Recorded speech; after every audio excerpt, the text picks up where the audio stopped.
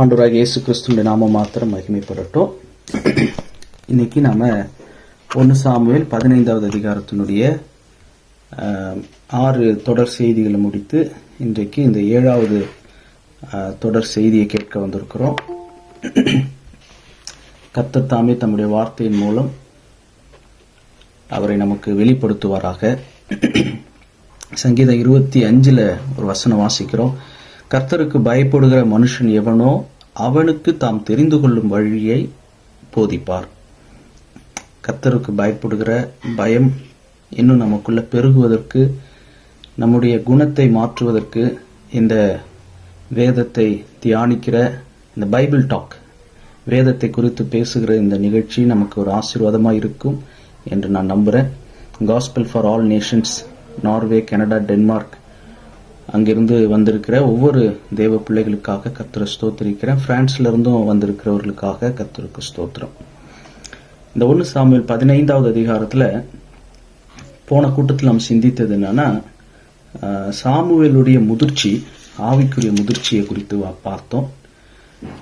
குறிப்பா அவருடைய பிள்ளைகள் இருக்க வேண்டிய இடத்துல சவுல் இருக்கிறார்.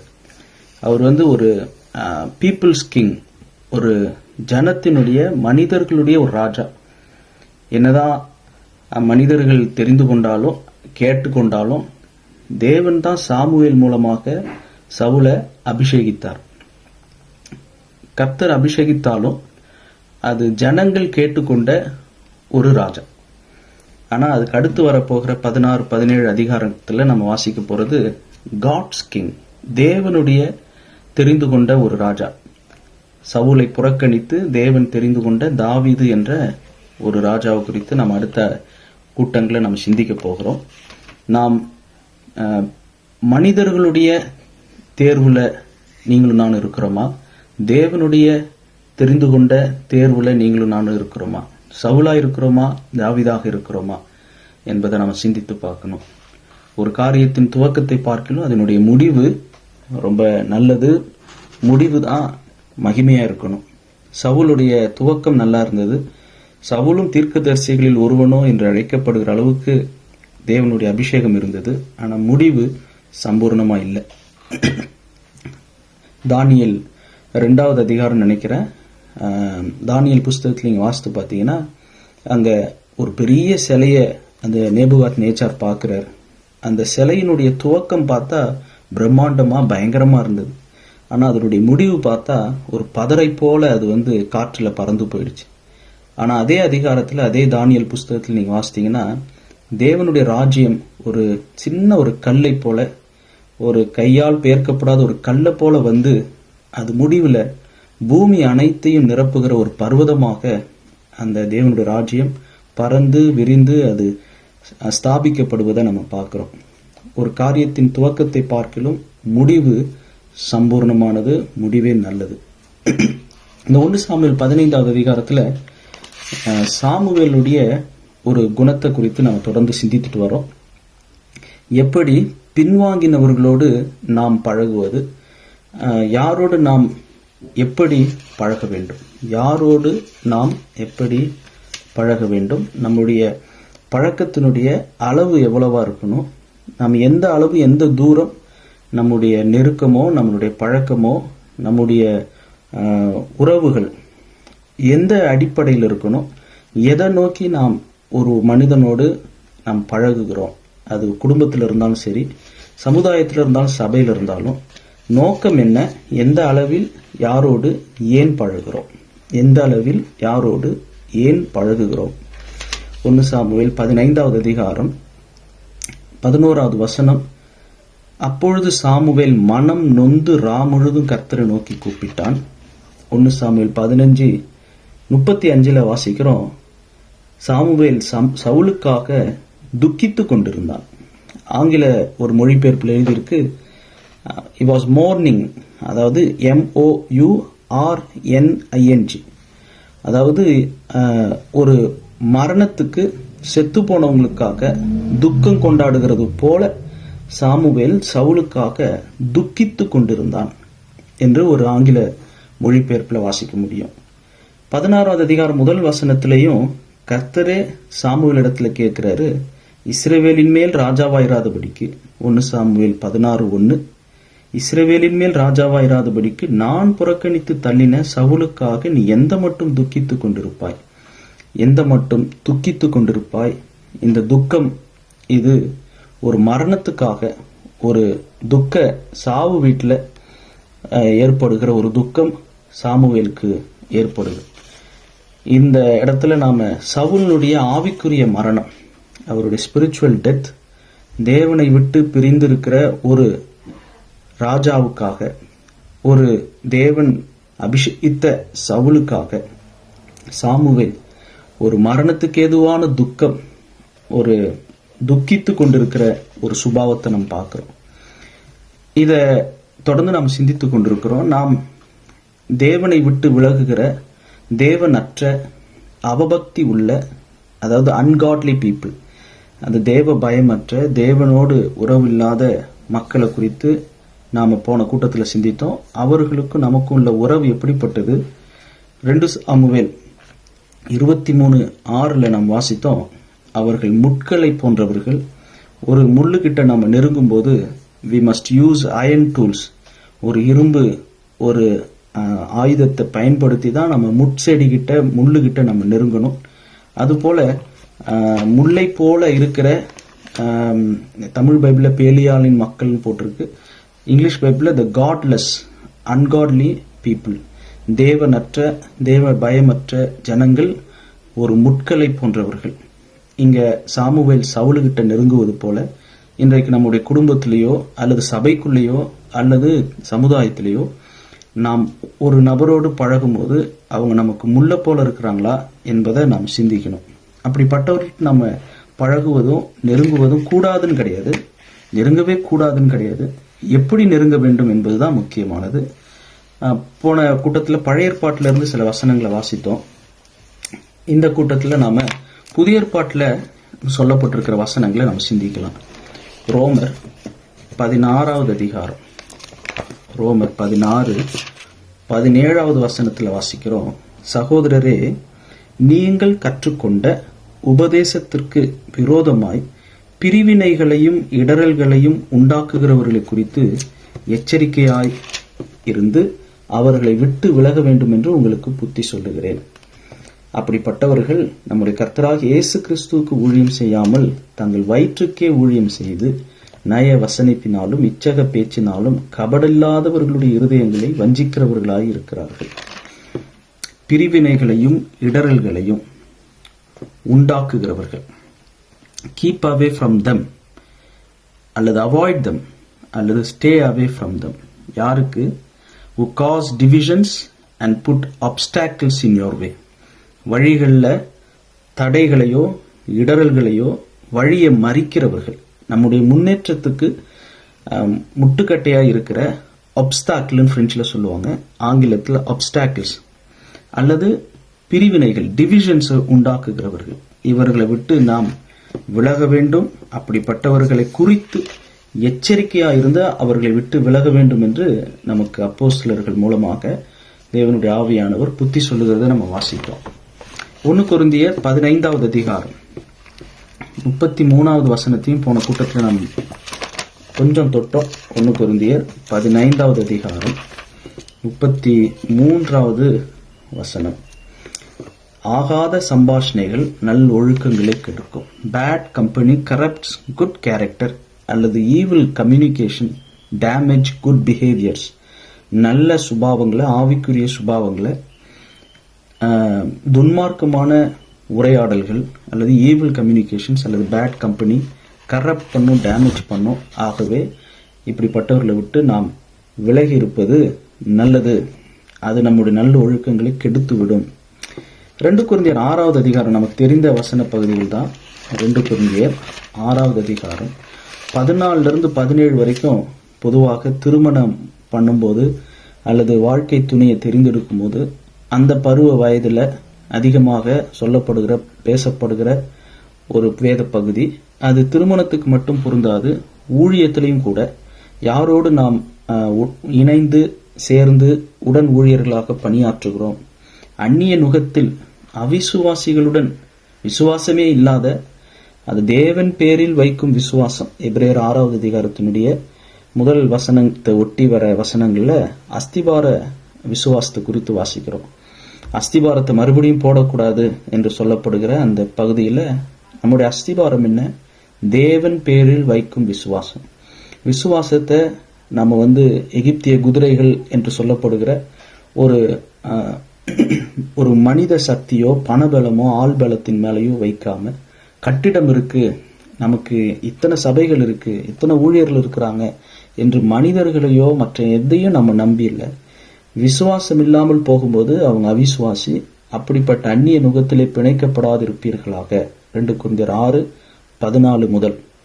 நீதிக்கும் அநீதிக்கும் சம்பந்தம் ஏது? ஒளிக்கும் இருளுக்கும் ஐக்கியம் ஏது? கிறிஸ்துவுக்கும் பேலியாளுக்கும் இசைவேது? அவிசுவாசியுடனே விசுவாசிக்கு பங்கு ஏது? இங்க நமக்கு ஐக்கியம் ஏது, இசைவேது, பங்கு ஏது? அப்படிப்பட்டவர்களோட பங்கும் இல்லை, அப்படிப்பட்டவர்களோட இசைந்து நடக்க முடியாது, அப்படிப்பட்டவர்களோட ஐக்கியம் வைக்க முடியாது. தேவனுடைய ஆலயத்துக்கும் விக்கிரகங்களுக்கும் சம்பந்தம் ஏது? நான் அவர்களுக்குள்ளே வாசம் பண்ணி அவர்களுக்குள்ளே உலாவி அவர்கள் தேவனாய் இருப்பேன், அவர்கள் என் ஜனங்களாய் இருப்பார்கள் என்று தேவன் சொன்னபடி நீங்கள் ஜீவனுள்ள தேவனுடைய ஆலயமாய் இருக்கிறீர்களே. ஆனபடியால் நீங்கள் அவர்கள் நடுவிலிருந்து புறப்பட்டு பிரிந்து போய் அசுத்தமானதை தொடாதிருங்கள் என்று கர்த்தர் சொல்லுகிறார். அப்பொழுது நான் உங்களை ஏற்றுக்கொண்டு உங்களுக்கு பிதாவாய் இருப்பேன், நீங்கள் எனக்கு குமாரரும் குமாரத்திகளுமாய் இருப்பீர்கள் என்று சர்வ வல்லமை உள்ள கர்த்தர் சொல்லுகிறார். இப்படிப்பட்ட வாக்குத்தத்தங்கள் நமக்கு உண்டாயிருக்கிறபடியினால், அப்படிதான் அடுத்த அதிகாரம் ஆரம்பிக்குது. கர்த்தர் நமக்கு இப்படிப்பட்ட ஒரு வாக்குத்தத்தத்தை கொடுத்திருக்கிறார். என்ன? நீங்கள் என் குமாரரும் நான் உங்களுக்கு பிதாவுமாய் இருப்பேன், நீங்கள் எனக்கு குமாரத்திகளுமாய் இருப்பீர்கள் என்று சர்வ வல்லமை உள்ள கர்த்தர் சொல்லுகிறார். ஸோ நாம் யாரோடு ஐக்கியப்படுவது, யாரோடு இசைவது, யாரோடு நமக்கு பங்கு உண்டு, இதை நாம தெரிந்து கொள்ளணும். So don't team up with those who are unbelievers. அப்படிப்பட்டவர்களோடு நமக்கு ஹார்மோனியாக ஒர்க் பண்ண முடியாது, பார்ட்னராக இருக்க முடியாது, நம்ம அவங்களோட ஒரு டீமாக இணைந்து ஊழியம் செய்ய முடியாது. இந்த வசனங்கள் எல்லாம் சிந்தித்துட்டு வருவோம். அப்பதான் இதுக்கு அடுத்த பகுதியை நம்ம சிந்திக்கும் போது நாம் எப்படிப்பட்ட மனிதர்கள் மத்தியில் சொசைட்டியில் இருக்கிறோம், சமுதாயத்தில், அதே நேரத்தில் யாரோடு இணையக்கூடாது, எப்படிப்பட்டவர்களோடு விட்டு விலக வேண்டும் என்று வேதம் சொல்லுது. அதே நேரத்தில் பிதா என்னை உலகத்தில் அனுப்பினது போல நானும் உங்களை உலகத்தில் அனுப்புகிறேன் என்றுதான் ஆண்டவர் நீங்கள் உலகமெங்கும் போய் சர்வ சிருஷ்டிக்கும் சுவிசேஷத்தை பிரசங்கம் பண்ணுன்னு சொன்னார். உலகம் எங்கும் போகணும்னா உலகத்தில் இருக்கிறவங்களாம் இப்படிதான் இருக்கிறாங்க. அவிசுவாசிகளும் அவபக்தி உள்ளவர்களும் முட்களை போன்றவர்களும் ஆகாத சம்பாஷணை பேசுகிறவர்களும் பிரிவினைகளையும் அல்லது இடரல்களையும் உண்டாக்குகிறவர்கள், அல்லது நம்ம முந்தி சிந்தித்தது போல கோபக்காரர்கள், அலப்புகிறவர்கள், அல்லது பொய்யர்கள், தீயர்கள், தீமையானவர்கள், அல்லது செல்ஃபிஷா வன்கண்ணனாக இருந்து சாப்பிடுங்க வாங்க பிரதர் புசியும் குடியும் என்று சொல்லுகிறவர்கள், இப்படிப்பட்டவங்களோடு நாம எப்படி பழகுவது? எகிப்தை விட்டு வருவது ஒரு பக்கம், கானானுக்குள் போவது ஒரு பக்கம். எகிப்தியருடையதையும் விட வேண்டும், கானானியரிடத்திலிருந்து கற்றுக்கொள்ளவும் கூடாது. இதை எப்படி நாம நடைமுறைப்படுத்துவது? ஞானிகளோட சஞ்சரிக்கிறவன் ஞானம் அடைவான், மூடனுக்கு தோழனோ நாசம் அடைவான். அப்ப மூடருக்கு தோழனாவும் இருக்கக்கூடாது. தேவபக்தியின் வேஷத்தை தரித்திருக்கிறவர்கள், அதன் பலனை மறுதளிக்கிறவர்கள், அப்படிப்பட்டவர்களை விட்டு விலகவும் வேண்டும். அப்போ தேவன் துன்மார்க்கருடைய மரணத்துல பிரியம் கொள்வதில்லை, பாவிகளுடைய மரணத்துல தேவன் பிரியம் கொள்ளாதது போல நாமும் அவர்களுடைய மரணத்தில் பிரியப்படவும் கூடாது. ஒருவன் இடறினால் என் மனம் எரியாது இருக்குமோ, அப்போ இடர்றவங்களை குறித்தோ பிரிவினைகளை கொண்டு வருகிறவர்கள் குறித்தோ, அல்லது இங்கே சாமுவேல் சவுலுக்காக துக்கித்து கொண்டிருந்தது போல, இந்த துக்கம் என்பது ஒரு மரணத்துக்கு ஏதுவான ஒரு துக்கம். வீட்டில் ஒரு சாவு விழுந்துட்டா எவ்வளோ ஒரு துக்கம் இருக்குமோ அப்படி ஒரு துக்கம் சாமுவேலுக்கு. கர்த்தருடைய வீட்டில் ஒரு சவுல் இறந்துட்டார், ஆவிக்குரிய மரணம் ஏற்பட்டிருக்கு. அந்த மரணத்துக்காக இவர் ஆவிக்குரிய ரீதியில் ஒரு துக்கத்தை இவர் அனுபவிக்கிறார். எபேசியர் 5வது அதிகாரம் வசனங்கள் 4 வாசிக்கிறேன். எபேசியர் 5வது அதிகாரம் வசனங்கள் 4 வம்பு, புத்தியினமான பேச்சு, பரியாசம் தகாதவைகள். வம்பு வார்த்தைகள், புத்தியினமான பேச்சு, அதாவது அது அண்டர்ஸ்டாண்டிங் இல்லாத பேச்சு, அல்லது ஒரு புத்தி கெட்டத்தனமான ஒரு பேச்சு, பிரயோஜனமற்ற பேச்சு, அல்லது நம்மளுடைய பேச்சு தமிழ்ல சொல்லணும்னா தண்ட பேச்சு, அல்லது தண்டர்கள்னு சொல்லலாம். அல்லது பரியாசம் பண்றது, அதாவது நகைச்சுவை ஓகே, ஆனா கிண்டல், பரியாசம், புத்தியினமான பேச்சு, வம்பு, இதெல்லாம் தகாதவைகள். ஸ்தோத்திரம் செய்தலே தகும். விபச்சாரக்காரனாவது, அசுத்தனாவது, விக்கிரக ஆராதனைக்காரனாகிய பொருளாசைக்காரனாவது தேவன் ராஜ்யமாகிய கிறிஸ்துவின் ராஜ்யத்திலே சுதந்திரம் அடைவதில்லை என்று அறிந்திருக்கிறீர்களே. எபேசியர் 5:6. இப்படிப்பட்டவைகளின் நிமித்தமாக கீழ்ப்படியாமையின் பிள்ளைகள் மேல் தேவ கோபாக்கினி வருவதால் ஒருவனும் உங்களை வீண் வார்த்தைகளினாலே மோசம் போக்காதபடிக்கு எச்சரிக்கையாய் இருங்கள். அவர்களுக்கு பங்காளிகளாகாதிருங்கள். எவர்களுக்கு பங்காளிகளாகாதிருங்கள்? இப்படிப்பட்டவைகளை செய்கிறவர்கள் அல்லது விக்கிரக ஆராதனைக்காரனாகிய பொருளாசைக்காரன். எது நேரமும் பொருளாசை. அது பெண்ணுக்கு ஒரு விதமான பொருளாசை, ஆணுக்கு ஒரு விதமான பொருளாசை. இந்த லாங்குவேஜில் சொல்லணும்னா ரொம்ப டெக்னாலஜி. இந்த ஃபோன் வாங்கணும், புதுசாக வந்த ஃபோனை வாங்கணும், இந்த டேப் வாங்கணும், இந்த ஐபாட் வாங்கணும், இந்த ஆப்பிள் வாங்கணும் அப்படின்றது பொதுவாக ஆண்களுக்கு இந்த கம்ப்யூட்டர், இந்த மார்க், இந்த வாட்ச், இந்த ஷூ அப்படி இருக்கும். பெண்களுக்கு பொதுவாக ஆடம்பர அலங்கார புடவைகளோ நகையோ, ஒவ்வொருத்தவங்களுக்கு ஒரு விதமான பொருளாசை. புதுசாக வாங்கணுன்ற ஒரு பொருளாசை, இன்னொருத்தவங்கிட்ட இருக்கிற பொருள் மீது ஆசை. ஸோ இருப்பதை கொண்டு சிறப்புடன் வாழணும் என்கிற அந்த போதும் என்கிற மனம் கிடையாது. கண்டென்ட்மெண்ட்னு இங்கிலீஷில் சொல்லுவாங்க. ஆவிக்குரிய வாழ்க்கையில் கண்டென்ட்மெண்ட் வந்துடக்கூடாது. பொருள் சார்ந்த வாழ்க்கையில் கண்டென்ட்மெண்ட்டாக இருக்கணும். திரும்ப சொல்கிறேன், சரீரத்துக்குரிய, பொருளாதாரத்துக்குரிய, பணத்துக்குரிய காரியங்கள், ஆசீர்வாதங்களில் போதும் என்கிற மனம், கண்டென்ட்மெண்ட் இருக்கணும். ஆவிக்குரிய வாழ்க்கையில் போதும் என்கிற மனம் வந்துடக்கூடாது. இது போதும், இந்த ஜபம் போதும், இந்த வேத வாசிப்பு போதும்னு வந்துடக்கூடாது. ஆவிக்குரிய வாழ்க்கையில இன்னும் பசி, தாகம், நீதியின் மீது இருக்கணும். போதும் என்று ஆவிக்குரிய வாழ்க்கையில் நினைச்சிடக்கூடாது. பொருளை பொறுத்த வரைக்கும் இது எனக்கு போதும், இந்த உடை போதும், இந்த வீடு போதும், இருக்கிற இந்த பொருட்கள் போதும், இதை கொண்டு நான் இருப்பேன். வெளிநாட்டில் வாழும்போது போதும் என்று இருந்துருவாங்க. ஆனால் இங்கேருந்து அவங்க இந்தியாவுக்கோ இலங்கைக்கோ விடுமுறைக்கு போகும்போது தான் அங்கே போய் பண்ணுற செலவு, அங்கே போய் பண்ணுற அந்த ஆடம்பர வாழ்க்கை, அந்த ஒரு மாதம் 2 மாதம் லீவுக்காக இங்கே நாயா பேயா உழைச்சி அங்கே போய் நாயா பேயா வாழறதுக்காக இங்கே எதுக்கு இவ்வளவு பாடுபடணும்? அங்கே போய் எளிமையாக வாழ்ந்துட்டு, முடியாத கஷ்டப்படுறவங்களுக்கு உதவி செஞ்சுட்டு, முடிந்த வரைக்கும் ஊழியர்களோடும் தேவ பிள்ளைகளோடும் மிஷினரிகளோடும் தங்கி அவங்களோட நேரத்தை செலவழித்து நாம் ஆவிக்குரிய வாழ்க்கையில் வளருவதற்கு, அதே நேரத்தில் நமக்கு சுற்றுலா பயணம் தேவைதான். ரொம்பவும் சேடிஸ்டா இல்லை, நான் மலைக்கு போயிடுவேன், நான் வனவாசம் போயிடுவேன், சர்ச்சை பூட்டிக்கிட்டு நான் உள்ளே உட்காந்துட்டு இருப்பேன், பைபிளும் கையுமா தான் இருப்பேன் அப்படின்னு இருக்க சொல்லலை. இருந்தால் நல்லது தான். ஆனால் ஒரு கணவன், மனைவி, ஒரு குடும்பம், பிள்ளைகளோடு இருக்கும்போது நமக்கு கொஞ்சம் ஆசுவாசப்படுத்தணும்னு சொல்லுவாங்க தமிழில். கொஞ்சம் நம்ம ரிலாக்ஸ் பண்ணுறதுக்கு, நம்ம ட்ராவல் பண்ணுறது தப்பு இல்லை. ஆனால் அது எல்லாவற்றையும் ஞானமாகவும், அது எவ்வளவு கஞ்ச பிசினாரித்தனமாக இல்லை, சிக்கனமாக. கஞ்சத்தனம் வேற, சிக்கனம் வேற. பார்க்க ரெண்டும் ஒரே மாதிரி தான் இருக்கும். ஸோ சிக்கனமாக, ஆடம்பர செலவில்லாமல் நாம் சுற்றுலா பயணங்கள் செய்வது நல்லது. இப்படிப்பட்டவர்களோடு எபேசியர் 5:7 வாசிக்கிறோம், அவர்களுக்கு பங்காளிகள் ஆகாதிருங்கள். So don't participate in foolish talk in the things these people do. அல்லது எபேசியர் 5:4 வாசித்தபடி foolish talk are not for you. வம்பு, புத்தியினமான பேச்சு, பரியாசம், உனக்கு தகாதவைகள். அங்கே உனக்குன்னு இல்லை, அது நீங்களும் நானும் இன்னைக்கு அதை அப்படி புரிந்து கொண்டோன்னு வச்சுங்க. நமக்கு இது தகாதவைகள், இதெல்லாம் நமக்கு நமக்கு அடுக்காது. நம்ம இந்த மாதிரி வளர்க்கப்படலை. நம்ம போயிட்டு ஒருத்தவங்க பரியாசம் பண்ணுறாங்கன்னா அவங்க லெட் இட் பி, அவங்க வாயை அவங்க சிரிச்சுக்கிட்டு அவங்க இருக்கிறாங்க. ஆனால் நாம் அங்கே போய் இருக்கும்போது வம்பு வார்த்தைகளை கேட்கும்போது நம்ம எப்படி நடந்துக்கிறோம்? புத்தியினமான பேச்சு, பரியாசமான வார்த்தைகள், அயலான் மேல் சொல்லப்படும் நிந்தையான பேச்சை எடுக்காமல் இருக்கிறான், தன் தோழனுக்கு தீங்கு செய்யாது இருக்கிறான். அதனால நாம தன் நாவினால் புறங்கூறாம, தீங்கு செய்யாம, சொல்லப்படும் நிந்தையான பேச்சை எடுத்துக்காம, அவங்க வம்பு வளர்க்குறாங்களா, அவங்க வேலை அதுதான், என்ன பண்றது, அவங்க படிச்ச பள்ளிக்கூடம் அப்படி, அவர்களுக்கு நாம் பங்காளிகள் ஆகக்கூடாது. 2 தெசலோனிக்கேயர் 3வது அதிகாரம் 6வது வசனத்துல வாசிக்கிறோம். 2 தெசலோனிக்கேயர் 3வது அதிகாரம் 6வது வசனம்.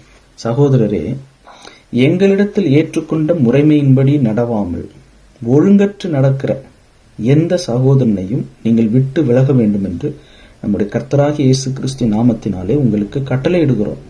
ஒழுங்கற்று நடக்கிற எந்த சகோதரனையும் நீங்கள் விட்டு விலக வேண்டும்.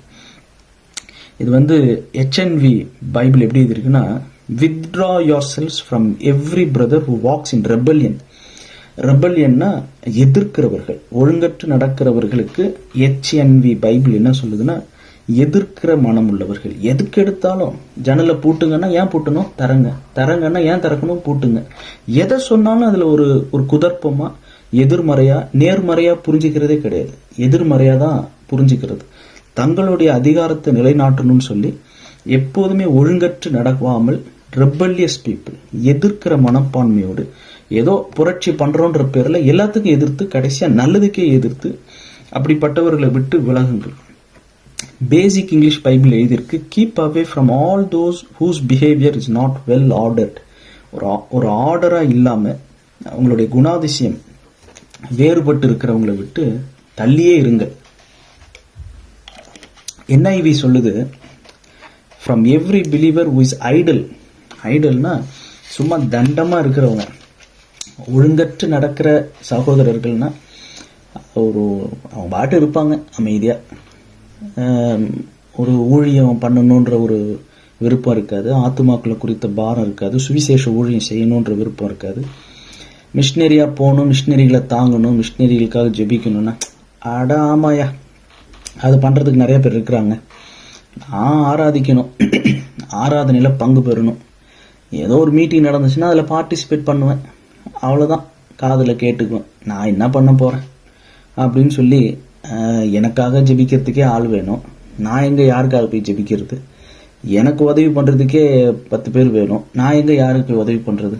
இதெல்லாம் தான் ஒழுங்கற்ற நடை, அல்லது NIV சொல்றபடி பிலீவர்ஸ் ஹூ இஸ் ஐடல். ஐடல்னா அப்படியே ஒன்றுத்துக்கும் பிரயோஜனப்படாமல் இருக்கிற ஒரு சோம்பேறித்தனமான விசுவாசிகள். அப்படிப்பட்ட ஒழுங்கற்று நடக்கிற எந்த சகோதரனையும் விட்டு விலக வேண்டும் என்று கர்த்தராகிய இயேசு கிறிஸ்து நாமத்தினாலே உங்களுக்கு கட்டளையிடுகிறோம். இது 2 தெசலோனிக்கர் 3:6 சொல்லுது. 1 தீமோத்தேயு 5:22 என்ன சொல்லுது பாருங்க. 1 தீமோத்தேயு 5வது அதிகாரம் 22வது வசனம்.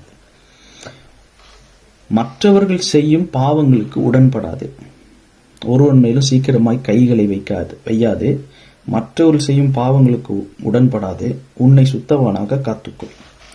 என்ன நானும் சுத்தவானாக, சுத்தமுள்ளவளாக நான் காத்துக்கொள்ளணும். அதுதான் எனக்கு இப்ப வேணும். அப்பனா ஒரு சுயநலவாதியா இருக்கிறதா? இது ஒரு ஆவிக்குரிய ஒரு சுயநலம் போல. நான் என்ன சுத்தவானாக காத்துக்கணும்பா, நான் போயிட்டு அவங்கள திருத்துறேன், இவங்களை திருத்துறேன், அவங்களுக்கு நற்செய்தி சொல்றேன் அப்படின்னு சொல்லி ஜபம் என்ன பண்றேன். யோனாவே மீன் வயிற்றுலேருந்து ஜபம் பண்ணாரு, இயேசு கிறிஸ்து கெத்செமன்ல ஜபம் பண்ணாரு, சிலுவையில ஜபம் பண்ணாரு. நான் தனியா வனாந்திரத்துல இயேசு கிறிஸ்து 40 நாள் ஜெபித்து கொண்டிருந்தார். அவர் வேத வசனங்களை தியானித்து கொண்டிருந்தார்.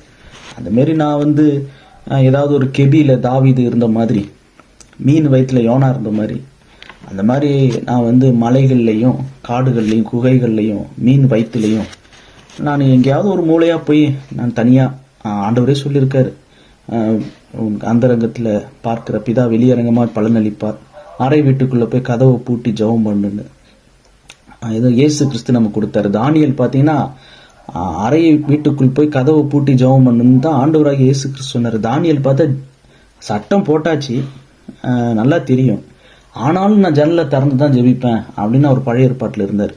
புதிய ஏற்பாட்டில் இயேசு சொல்லியிருக்காரு, நீ கதவை பூட்டி ஜெபம் பண்ணு அப்படின்னு கதவையே பூட்ட சொல்லியிருக்கிறாரு. தானியேல் ஜன்னலை திறந்தார். ஆமா போயா, நான் யாருக்கும் பயப்பட மாட்டேன் அப்படி இருந்தாரா என்னன்னு தெரியல. அவரு என் பாட்டுக்கு நான் எப்போதும் ஆண்டவரோட நான் இருக்கிறது இருப்பேன் அப்படின்னு அவர் இருந்தாரான்னு தெரியல. ஆனா நாம் இங்க நாம் பிறருடைய பாவத்துக்கு நாம் உடன்படக்கூடாது. உன்னை சுத்தவானாக காத்துக்கொள், மற்றவர்கள் செய்யும் பாவங்களுக்கு உடன்படாது. அப்ப நான் உடன்பட்டும் போயிடக்கூடாது. நான் அவங்க கூட இருக்கிறேன், அவங்கள அல்லது திருத்த போறேன், அல்லது முட்செடியை போல இருக்கிற தேவ பயமற்ற மக்களோடு பழகும்போது நான் என்னையும் அறியாம அதுல நான் உடன்பட வாய்ப்பு இருக்கு, என்னுடைய சுத்தத்தை நான் இழக்கிறதுக்கு வாய்ப்பு இருக்கு. இது எப்படி நான் ஜெரே பண்றது? NIV இருக்கு, do not share in the sins of others, keep yourself pure. மற்றவர்களுடைய பாவத்தில் நீயும் பங்காளியா பங்கு கொள்ளாத, ஷேர் பண்ணாத. NASB New American Standard Bible சொல்லுது, do not share responsibility for the sins of others.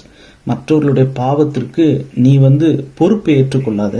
Keep yourself free from sin. பாவத்தை விட்டு நீ உன்னை சுத்தமானாக காத்துக்கொள், உன்னை சுத்தம் உள்ளவளாக காத்துக்கொள். ஐயோ, இதெல்லாம் வாசிக்கும் போது எனக்கு சவுலே வேண்டாம். சவுல் விழுந்தா என்ன, நின்னா எனக்கு என்ன? நான் என்னுடைய பாரம், ஆத்ம பாரம் ஜபத்தோட நின்றுட்டோம். நான் கிட்டக்க போறேன்னு போய் பஞ்சு நெருப்பு நெருங்கி என்னத்துக்காக நான் எரிஞ்சு பொசுங்கி போகணும்? நான் ஊசியும் பலூனும் கிட்டக்க நெருங்குற மாதிரி நான் ஏன் வெடிச்சு போகணும்? நான் உதவி செய்ய போறேன்னு கிட்டக்க போய் நான் என்ன சுத்தவானாக காத்துக்கொள்ளாதபடிக்கு வம்பும் புத்தியினமான பேச்சு. அவங்கள்ட்ட போனாலே வம்பு வளர்ப்பாங்க. அவங்க வாயை திறந்தாலே புத்தியினமான பேச்சு தான் இருக்கும். வாயை திறந்தாலே பரியாசம் தான். நான் இவங்களோட எப்படி நான் அவங்கள திருத்த போறது? 1 தீமோத்தேயு 6:5 வசனத்துல வாசிக்கிறோம். 1 தீமோத்தேயு 6:5, கெட்ட சிந்தை உள்ளவர்களும் சத்தியம் இல்லாதவர்களும் தேவ பக்தியை ஆதாய தொழிலென்று எண்ணுகிறவர்களுமாயிருக்கிற மனுஷர்களால் உண்டாகும் மாறுபாடான தர்க்கங்களும் பிறக்கும். இப்படிப்பட்டவர்களை விட்டு விலகு. எப்படிப்பட்டவர்களை விட்டு விலகு? இந்த வசனத்துல வாசிக்கிறோம். 3 குரூப்: கெட்ட சிந்தை உள்ளவர்கள், சத்தியம் இல்லாதவர்கள், தேவ பக்தியை ஆதாய தொழில் என்று எண்ணுகிறவர்கள். இவங்க 3 பேர் என்ன பண்ணுவாங்கன்னா, தர்க்கம் பண்ணுவாங்க, ஆர்குமெண்ட் பண்ணுவாங்க. யார் யார் ஆர்குமெண்ட் பண்ணுவாங்க? கெட்ட சிந்தை உள்ளவர்கள் தர்க்கம் பண்ணுவாங்க. ஒருத்தவங்க தர்க்கம் பண்றாங்கனாலே அவங்களுக்கு கெட்ட சிந்தை இருக்கு. அவங்களுக்கு ஒரு மனமா போகணும், இணைந்து போகணும், எசைஞ்சு போகணும்னு கிடையாது. அவங்க நான் நீதியை நிலைநாட்டுற அப்படின்னு சொல்லி 3 கால், நான் பிடிச்ச முயலுக்கு 3 கால் தான் அப்படின்ற ஒரு மனநிலையோடு நான் சொல்றதுதான் சரி, நீங்க சொல்றது எல்லாரும் பொய் என்று தர்க்கவாதிகள். தர்க்கம் பண்றவங்க யாரு? முதல்ல அவங்களுக்கு நல்ல சிந்தை இல்லை, கெட்ட சிந்தை. 2வது சத்தியம் இல்லாதவர்கள், உண்மை இல்லாதவர்கள், பொய்யர்கள், பொய்யை கொண்டவர்கள், பொய்யை ஊதுகிறவர்கள். பிசாசு பொய்யனும் பொய்க்கு பிதாவுமா இருக்கிறான். அப்ப பொய்யர்கள் அல்லது உண்மை இல்லாதவர்கள், சத்தியம் இல்லாதவர்கள் தர்க்கம் பண்ணுவாங்க, சண்டை போடுவாங்க. உண்மையா பேசுறவங்க அமைதியா போவாங்க, பொய் பேசுறவங்க சண்டை போடுவாங்க. 3வது தேவ பக்தியை ஆதாய தொழில் என்று எண்ணுகிறவர்கள். ஆஹா, ஊழியம் செஞ்சா நல்லா காசு சம்பாதிக்கலாம் போல, நல்லா வீடு வாங்கலாம், கார் வாங்கலாம், நம்ம நல்லா ஒரு ட்ரெஸ்ஸு பேண்ட்டு ஓசி சோறு கிடைக்கும், போற இடத்துல நமக்கு நல்லா சாப்பாடு போடுவாங்க, அதுவும் நல்ல கறி மீனுன்னு நம்ம நல்லா கவனிப்பாங்க, நம்மளுக்கு மரியாதை கொடுப்பாங்க, நம்ம கூட போட்டோ எடுத்துக்கணும்னு அவங்க கியூல நிற்பாங்க. அதனால இது ஒரு நல்ல ஆதாய தொழில், இது ஒரு நல்ல பிஸ்னஸ், இதில் நல்ல ரெவன்யூ வரும், நம்ம பிரபலியம் ஆகிறதுக்கு, ஒரு புகழ் பிச்சை வாங்குவதற்கு இதுதான் நல்ல வழி அப்படின்னு தேவ பக்தி ஆதாய தொழில் நினைக்கிறவங்க தர்க்கம் பண்ணுவாங்க, சண்டை போடுவாங்க. சண்டை போடாதவங்க, விட்டு கொடுத்து போறவங்க, காம்ப்ரமைஸ் பண்றவங்க இல்லை, ஆனா டாலரேட் பண்றவங்க. அதாவது எல்லாத்துக்கும் ஆமா சாமி போட்டு ஒத்து போறவங்க இல்லை, ஆனா சகித்து கொள்றவங்க. அவங்க தர்க்கம் பண்ண மாட்டாங்க. இப்படி கெட்ட சிந்தை உள்ளவர்களும் சத்தியம் இல்லாதவர்களும் தேவ பக்தி ஆதாய தொழில் என்று எண்ணுகிறவர்களுமாய் இருக்கிற மனுஷர்களால் உண்டாகும் மாறுபாடான தர்க்கங்களும் பிறக்கும். இப்படிப்பட்டவர்களை விட்டு விலகு. பேசிக் இங்கிலீஷ் பைபிள்ல ரொம்ப அழகா இருந்தது மற்ற டிரான்ஸ்லேஷனை விட, அதனால அதை எடுத்து வாசிக்கிறேன். பிட்டர் டாக் ஆஃப் மென், அதாவது கசப்புள்ள வார்த்தைகளை பேசுகிற மனிதர்கள். who being evil in mind, கசப்புள்ள வார்த்தைகள் யாருன்னா, அதாவது சத்தியம் இல்லாதவர்கள், அவங்க வார்த்தையில கசப்பு இருக்கு. who being evil in mind, அவங்களுடைய மனதில் கெட்ட சிந்தை, அதாவது அக்கிரம சிந்தை, துன்மார்க்க சிந்தை. and dead to what is true, உண்மைக்கு மரித்தவர்கள். they take the faith to be a way of making profit, விசுவாச மார்க்கத்தை அவங்க ப்ராஃபிட் பண்ற அல்லது ஒரு ஆதாய தொழிலாக எண்ணுகிற ஒரு வழியாக அவங்க சூஸ் பண்ணுவாங்க அப்படின்னு பேசிக் இங்கிலீஷ் பைபிள்ல எழுதியிருக்கு. 2 பேதுருல இன்னொரு வசனத்தை வாசிக்கிறோம். நான் அடுத்த கூட்டத்துல தான் இப்படிப்பட்டவர்கள் மத்தியில் வாழ்கிற நாம் எப்படி நாம நடந்து கொள்ளணும் என்பதை இந்த கூட்டத்தில் சொல்ல முடியாதுன்னு நினைக்கிறேன். ஆனா அடுத்த கூட்டத்தில் அதை நம்ம தொடருவோம். 2 பேதுரு இன்னைக்கு இந்த பார்ட்டை சொல்லிடுறேன். நம்மளை சுற்றி இருக்கிற கூட்டம்லாம் எப்படி இருக்கிறாங்க பாருங்க. கழுகு, சிங்கம், காட்டு மிருகங்களோட ஒரு மனுஷனை போய் ஒரு காட்டில் தனியாக வாழுன்னு சொன்னால் எப்படி இருக்குமோ, இந்த வசனங்களெல்லாம் வாசிக்கும் போது பயம் வருது. எப்படி இவங்களோட நான் முதல்ல நான் வாழுறது முதல் காரியம், ரெண்டாவது இவங்களை எப்படி நான் திருத்துறதுன்றது ரெண்டாவது. அது ஒரு குதிரை கொம்பா இருக்குது. 2 பேதுரு 2வது அதிகாரம் 7-8. அக்கிரமக்காரருக்குள் வாசமாயிருக்கையில் அவர்களுடைய காம விகார நடக்கையில் வருத்தப்பட்டாராம். யாரு? சோதோம் கொமோரால இருந்த லோத்தை குறித்து வாசிக்கிறோம். லோத் எப்படி இருந்தாரா? அவர் ஒரு நீதிமானா இருந்தார்னு பைபிள்ல வாசிக்கிறோம். அதாவது அக்கிரமக்காரருக்குள் வாசமாயிருக்கையில், லோத்து அக்கிரமக்காரருக்குள்ளதான் வாழ்ந்தாரு. ஆனா அவர்களுடைய காம விகார நடக்கையால் வருத்தப்பட்டாராம். இங்க எப்படி சாமுவேல் சவுலுக்காக துக்கம் கொண்டாடினது போல, இங்க லோத்து அவர் வாழ்ந்த காலத்துல அவர் வருத்தப்படுறாரு. இதுவும் நான் பேசிக் இங்கிலீஷ் பைபிள்ல இருந்து அந்த வெர்ஷன்ல வாசிக்கிறேன். மற்ற வெர்ஷன்ஸ்லாம் அவ்வளவு இன்ட்ரெஸ்டிங்கா இல்லை. லாட், அதாவது லோத்து, த அப்ரைட் மேன், ஒரு நீதிமான், who was deeply troubled by the unclean life of the evil doers. அதாவது அக்கிரம செய்கைக்காரர்கள், துன்மார்க்கமான கிரியைகளை செய்கிறவர்கள், அசுத்தமான வாழ்க்கையை வாழ்கிற வாழ்வு முறையை கொண்டவர்கள், அவர்களை பார்க்கும்போது he was deeply troubled. உள்ள அவ்வளவு ஒரு ட்ரபிள், உள்ள ஒரு ஆழ்ந்த ஒரு வருத்தம், உள்ள ஒரு துக்கம். இதுதான் சாமுவேலுக்கு இருந்தது. சவுல் இடறிட்டாரு. சவுல் அவர் ஆவிக்குரிய மரணம் அடைஞ்சிட்டாரு.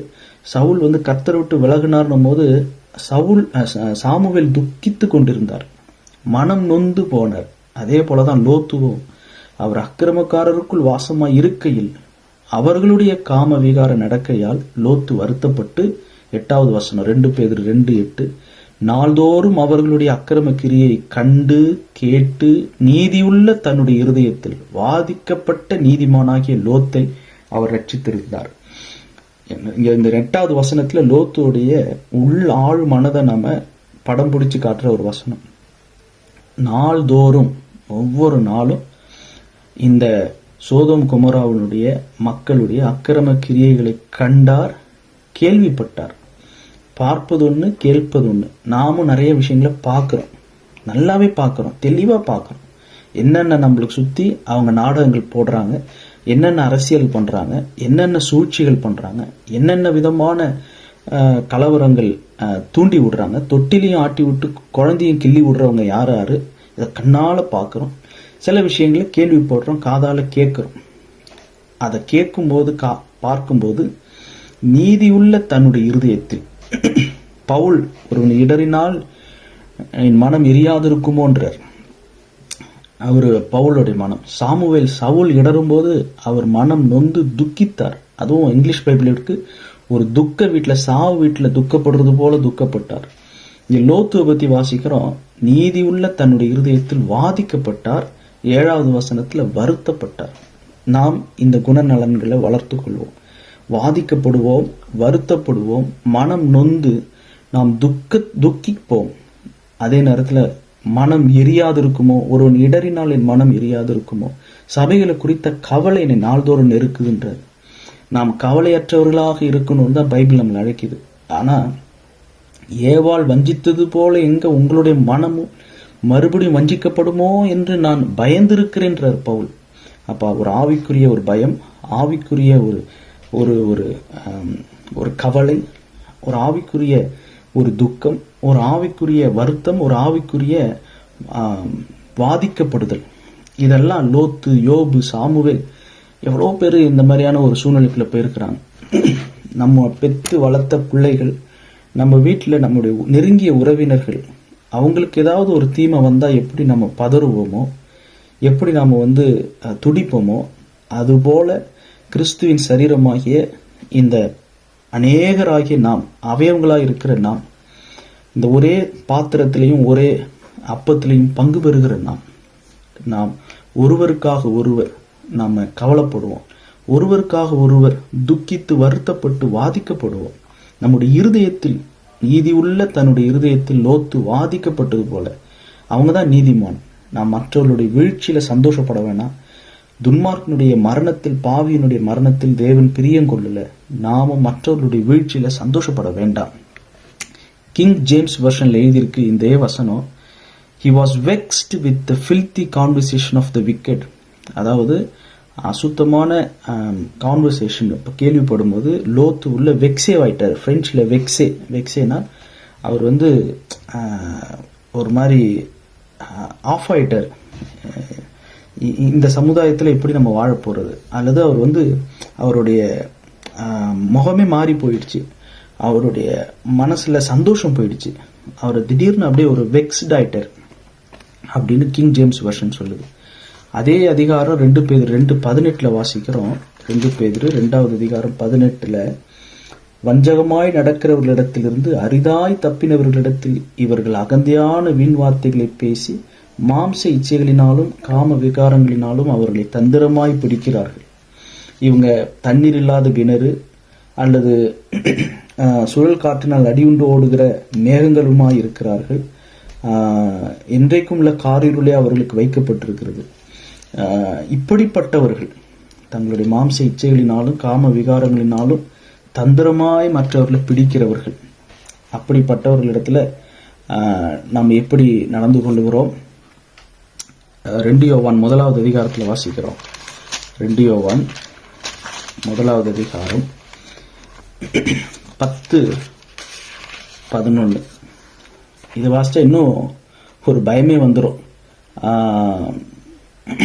அதாவது ஒருவன் உங்களிடத்தில் இந்த உபதேசத்தை கொண்டு வராமல் இருந்தால் அவனை உங்கள் வீட்டிலே ஏற்றுக்கொள்ளாமலும் அவனுக்கு வாழ்த்துதல் சொல்லாமலும் இருங்கள்.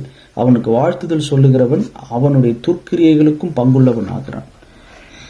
If anyone comes to your meeting, உங்களுடைய கூட்டத்துக்கோ வீட்டுக்கோ and does not teach the truth about Christ, கிறிஸ்துவின் உண்மையை பேசாமல் இருக்கிறவர்களை don't invite that person into your home or give any kind of encouragement. அப்படிப்பட்டவங்களை உற்சாகப்படுத்தி மேடை ஏற்றாதிருங்கள். அப்படிப்பட்டவங்களை வீட்டுக்குள்ள அழையாதிருங்கள், இன்வைட் பண்ணாதீங்க.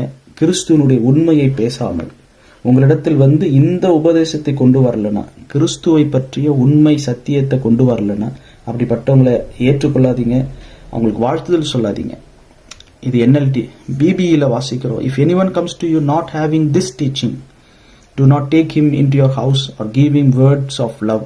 அவங்களுக்கு அன்பான வார்த்தையை கூட பேசாதீங்கன்னு வாசிக்கிறோம். வாழ்த்துதல் சொல்லாதீங்க. அப்படிப்பட்ட சூழலில் வாழ்கிற நீங்களும் நானும் யாரிடத்துல பேசுவது? எப்படி இப்படிப்பட்ட சமுதாயத்தில் இப்படிப்பட்ட மனித மிருகங்கள்னு சொல்லலாம், மிருகமா மனுஷனான்னு தெரியாத ஆவிக்குரிய போர்வையோடு தேவபக்தியின் வேஷத்தை தரித்திருக்கிற இப்படிப்பட்ட ஒரு சமுதாயத்தில் நான் எப்படி ஊழியம் செய்வது? எப்படி ஒரு ஆவிக்குரிய பவுலாக, சாமுவேலாக, ஒரு ஆவிக்குரிய லோத்தாக, இந்த குறிப்பிட்ட இடத்தில் நாம் பார்க்கிற லோத்து, அந்த ஒரு மனநிலை, இருதயத்தில் வாதிக்கப்பட்டு வருத்தப்படுகிற ஒரு மனநிலையோடு நாள்தோறும் அவர் வருத்தப்பட்டார்னு வாசிக்கிறோம். அந்த மனநிலையை எப்படி வளர்த்து கொள்வது? அதை அடுத்த கூட்டத்தில் நம்ம சிந்திப்போம். இன்னைக்கு நம்ம வாசித்த வசனங்களின்படி கர்த்தருடைய வார்த்தையை, சத்தியத்தை, இந்த உபதேசத்தை கொண்டு வராம இருக்கிறவங்களை வீட்டில் ஏற்றுக்கொள்ளக்கூடாது, வாழ்த்துதல் கூட சொல்லக்கூடாது. வாழ்த்துதல் சொன்னா அவனுடைய துர்க்கிரியைகளுக்கும் நான் பங்குள்ளவன் ஆயிடுவேனே. இப்போ நான் எப்படி வாழ்த்து சொல்லலாமா, பிரைஸ் தி லார்ட்னு சொல்லலாமா, சொல்லக்கூடாதா? நான் எப்படி இருதயத்தில் நான் வருத்தப்பட்டு நான் வாதிக்கப்படுவது? அல்லது கெட்ட சிந்தையோடு பொய் சத்தியம் இல்லாதவர்கள் தேவ பக்திய ஆதாய தொழில்னு நினைச்சிட்டு இருக்கிறவங்களை எப்படி நான் அடையாளம் கண்டுபிடிப்பது? அதே நேரத்தில் நான் என்ன சுத்தவனாக காத்துக்கொள்ளணும்? மற்றவர்களுடைய பாவத்துக்கு நான் பங்குள்ளவனா மாறிடக்கூடாது, உடன்படக்கூடாது. எதிர்த்து பேசுகிறவர்களை நான் விட்டு விலகணும். ஒழுங்கற்று நடக்கிறவர்களை விட்டு நான் விலகணும். யார் ஒழுங்கற்று நடக்கிறாங்க? சில விஷயங்களை கண்ணால் பார்க்குறேன், சில விஷயங்களை நான் காதால கேட்குறேன். அதனுக்கு நான் எப்படி திரும்ப ரியாக்ட் பண்ணுறது, எப்படி ரெஸ்பாண்ட் பண்ணுறது, இதெல்லாம் நம்ம அடுத்த கூட்டத்தில் பார்க்க போகிறோம். அதனால நான் அவிசுவாசிகளுக்கும் இருளுக்கும் ஒளிக்கும் சம்பந்தம் எது, ஐக்கியம் எது, பங்கு எது? எனக்கு கெட்ட சம்பாஷணைகள் நல்ல ஒழுக்கங்களை கெடுத்துரும். என்னுடைய ஒழுக்கத்தை நான் கெடுத்துக்கூடாது. நான் சாமுவேலை போல இருக்கத்தான் விரும்புகிறேன். ஆனால் என் ட்விஸ்ட் என்னன்னா, நானே சவுல், நானே சாமுவேல்.